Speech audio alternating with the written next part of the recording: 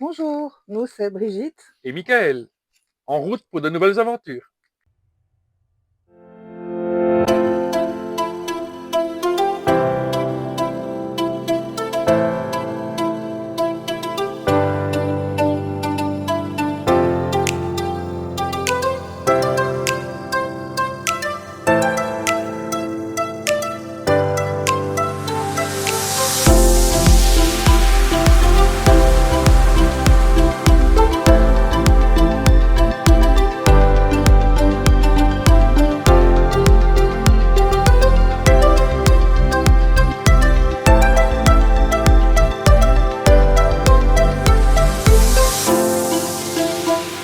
À Christiansand, de là on remonte sur Stavanger.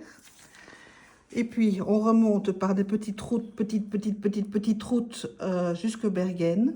Là on va s'arrêter un jour ou deux quand même, parce que ça vaut la peine d'être vu. Et puis on remonte. Toujours, on va voir le fameux fjord de Geiranger.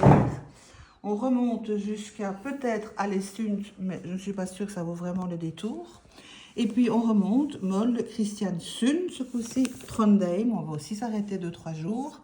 On remonte Steinkiet, et là on va prendre toute la route du littoral, qui est environ 600 km, mais on ne va pas la prendre jusqu'au bout, et 6 ferries. Nous on va prendre 4 ferries, de là on va reprendre la route vers Mo i Rana, excusez-moi mon accent, Mo i Rana, et là on va aller voir la maison du cercle polaire, puisque là nous traversons le cercle polaire arctique, qui est tout à fait symbolique, mais qui est quand même important à savoir, puisque à partir de là, les jours rallongent en été et raccourcissent vachement en hiver. Puis on arrive à Bodo. Il y a 2-3 choses à voir à Bodo.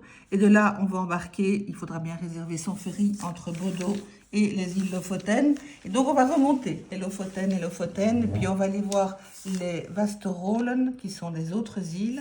J'espère qu'on pourra prendre le ferry d'Ordenes jusqu'à l'île de Senja.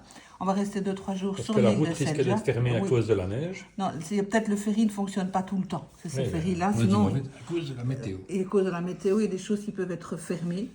Puis on va redescendre. On peut encore éventuellement prendre un ferry de Senja jusque Tromsø.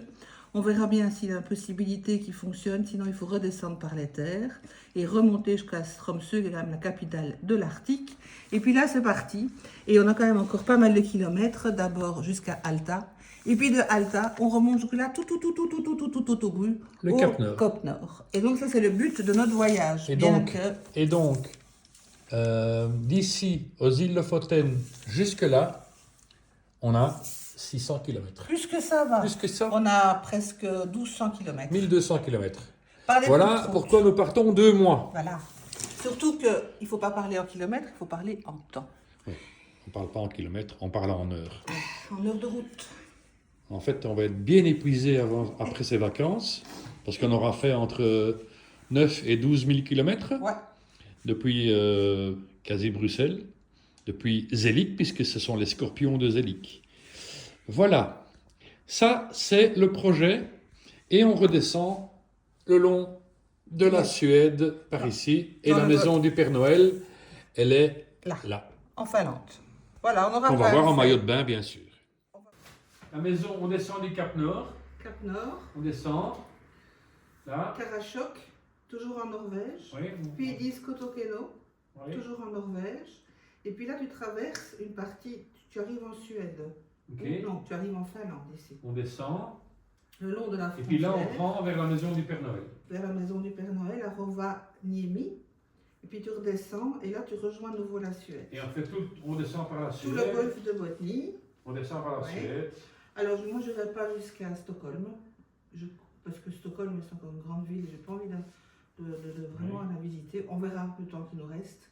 Et alors il faudrait partir vers Göteborg, si tu veux descendre, et vers Göteborg, il y a un endroit ici, voilà, vers Göteborg, c'est ici. Tu descends vers Göteborg. Mais on ne prend plus le bateau. Ou alors... Oui, il y a un bateau ici à prendre. Oui, effectivement.